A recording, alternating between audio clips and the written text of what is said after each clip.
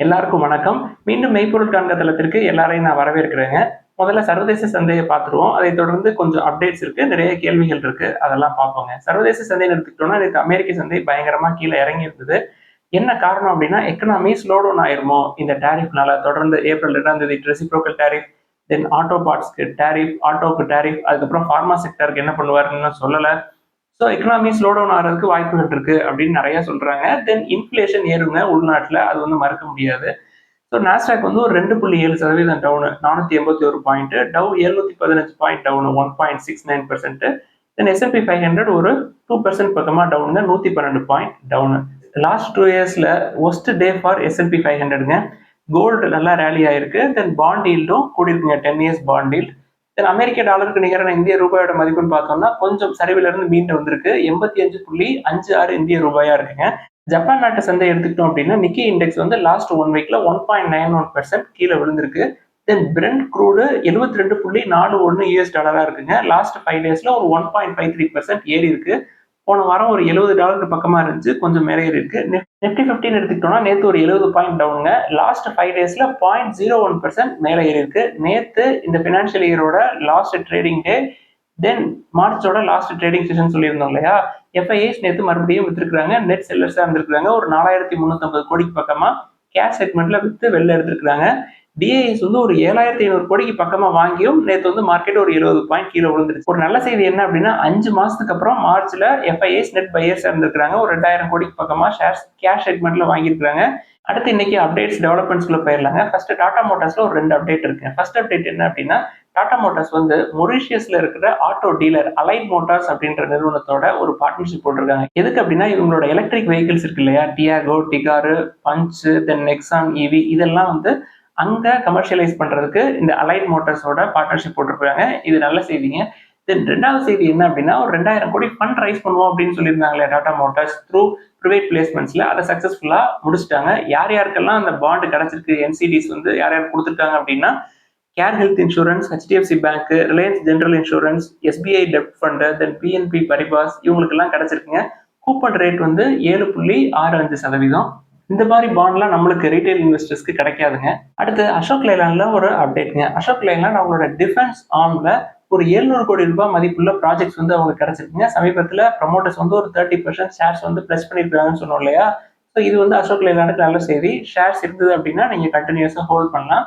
தொடர்ந்து ப்ராஜெக்ட்ஸ் வந்து வந்துகிட்டே இருக்கு அசோக் லேலாண்டுக்கு. அடுத்து இன்சூரன்ஸ் செக்டர்ல ஒரு 2 அப்டேட்டுங்க. Insurance regulatory and development authority of India இந்த செட்டில்மெண்ட்ஸ், கிளைம் செட்டில்மெண்ட்ஸ் இருக்கு இல்லையா, அதுல புதிய ஸ்டாண்டர்ட்ஸ் எல்லாம் வந்து கொண்டு வந்திருக்காங்க. கிளைம் வந்து செட்டில்மெண்ட் வந்து ரொம்ப வேகமா இருக்கணும், எஃபிஷியன்ட்டா இருக்கணும் பாலிசி ஹோல்டர்ஸ்க்கு அப்படின்னு சொல்லியிருக்காங்க. மேக்ஸிமம் 3 ஹவர்ஸ்க்குள்ள அந்த கிளைமை வந்து செட்டில் பண்ணிடணும் அப்படின்னு சொல்றாங்க. இல்ல கேஷ்லெஸ் அப்படின்னா 1 ஹவர்க்குள்ள டிசிஷன் வந்து எடுத்துடணும் அப்படின்னு சொல்றாங்க. இது இன்சூரன்ஸ் செக்டருக்கு ஒரு நல்ல செய்திங்க. இன்சூரன்ஸ் செக்டரை பொறுத்த வரைக்கும் இன்னும் பெனட்ரேஷன் இன்னும் டீப்பா போக வேண்டியிருக்குங்க. ஹெல்த் இன்சூரன்ஸை பொறுத்த வரைக்கும் இந்த 3 ஹவர்ஸ் கிளைம் செட்டில்மெண்ட் அப்படின்றது இன்சூரன்ஸ் செக்டருக்கு ஒரு ரெவல்யூஷனரி மூவா இருக்குங்க. அடுத்து 2வது அப்டேட் என்ன அப்படின்னா, பேங்க் ஆஃப் இந்தியாவும் new India assurance private limited 2 பேருமே ஒரு பார்ட்னர்ஷிப் போடுறாங்க. என்னவா இருக்குங்க, பேங்க் ஆஃப் இந்தியாவில் இருக்கிற கஸ்டமர்ஸ்க்கு இன்சூரன்ஸ் ப்ராடக்ட் வந்து விற்கிறதுக்கு தான்.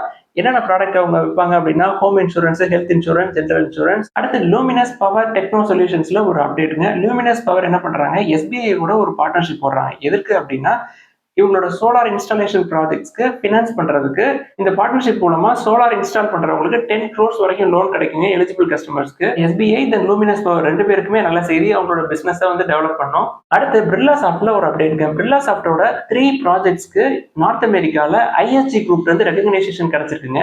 இந்த 3 ப்ராஜெக்ட் எந்தெந்த ஏரியாஸ்ல எல்லாம் பண்ணிருக்காங்க அப்படின்னா, ERP, then cloud, then data analytics and solutions. இது வந்து பிர்லா சாஃப்ட்டுக்கு நல்ல செய்தி. அடுத்து ஐடி செக்டர்ல இன்னொரு அப்டேட்ங்க. கோல்ட்மேன் சாக்ஸ் என்ன சொல்றாங்க, இந்த ஐடி ஸ்டாக்ஸ் எல்லாம் 3% ல இருந்து 30% வரைக்கும் கீழே விழுவதற்கு சான்சஸ் இருக்கு அப்படின்னு சொல்றாங்க. என்ன காரணம் அப்படின்னா, அதிபர் ட்ரம்ப் அவர்கள் டாரிஃப் எல்லாம் போடுவேன் அப்படின்னு சொல்லியிருக்காரு. அதெல்லாம் எக்ஸிக்யூட் பண்ணுவாரு. அதனால அங்க எக்கனாமிக் ஸ்லோ டவுன் வந்து இருக்கும், இன்ஃபிளேஷன் ஏறும், அதனால ஐடி ஸ்டாக்ஸ் அடிவாங்கும் அப்படின்னு எதிர்பார்க்கிறாங்க கோல்ட்மேன் சாக்ஸ். நமக்கு ஐடில என்டர் ஆகிறதுக்கு வாய்ப்பு கிடைக்க போகுதுங்க நெக்ஸ்ட் 6 to 8 monthsல. அடுத்து ராமகிருஷ்ணா ஃபோர்ஜிங்ல ஒரு அப்டேட்ங்க. ராமகிருஷ்ணா ஃபோர்ஜிங் அவங்களோட ஜார்க்கண்ட் ஃபெசிலிட்டிஸ்ல நியூ மிஷின்ஸ் வந்து வாங்கியிருந்தாங்க. ஸோ அதுல இருந்து ப்ரொடக்ஷன் எடுக்க ஆரம்பிச்சிட்டாங்க. இந்த நியூ மிஷினரிஸ் உள்ள வர்றதுனால இவங்களோட ப்ரொடக்ஷன் கெப்பாசிட்டி அப்படின்றது ஒரு வருஷத்துக்கு 14,250 மெட்ரிக் டன் கூட போகுதுங்க. மொத்தமா அவங்களோட கெப்பாசிட்டி அப்படின்னு பாத்தீங்கன்னா, hot and warm forging capacity வந்து ஒரு 2,43,400 metric tons per annum. Cold forging வந்து 25,000 மெட்ரிக் டன்ஸ் பெர் annum. கம்பெனியோட வேல்யூஷன்ஸ் பார்த்தா ஓகே தாங்க. பிரைஸ் டு earnings 30 கீழ தான் இருக்கு. அதாவது 29ல இருக்கு. ப்ரொமோட்டர்ஸ் 5% ஷேரை பிளஸ் பண்ணி வச்சிருக்காங்க. டெட் டு ஈக்விட்டி 0.42 இருக்கு. ஸோ கடன் தாங்க ஒரு பிரச்சனை. மற்றபடி நல்ல கம்பெனி தான். அதை தொடர்ந்து ஒரு சில கேள்விகள்லாம் இருக்கு. அதெல்லாம் பார்ப்போங்க. ஃபர்ஸ்ட் மேன் இண்டஸ்ட்ரீஸ் அப்படின்ற நிறுவனத்தை பத்தி கேட்டிருக்காங்க. பிரைஸ் டு earnings 15 இருக்கு. பிரைஸ் டு புக் 1.19 தாங்க இருக்கு. பட் ப்ரொமோட்டர்ஸ் வந்து 27.2% வந்து ஷேர்ஸ் பிளஸ் பண்ணி வச்சிருக்காங்க. டெட் டு ஈக்விட்டி அதிகமா இருக்கு. ஸோ இந்த மாதிரி ஸ்மால் கேப் கம்பெனிக்குள்ள உள்ள போகாம இருக்கிறதே நல்லதுங்க.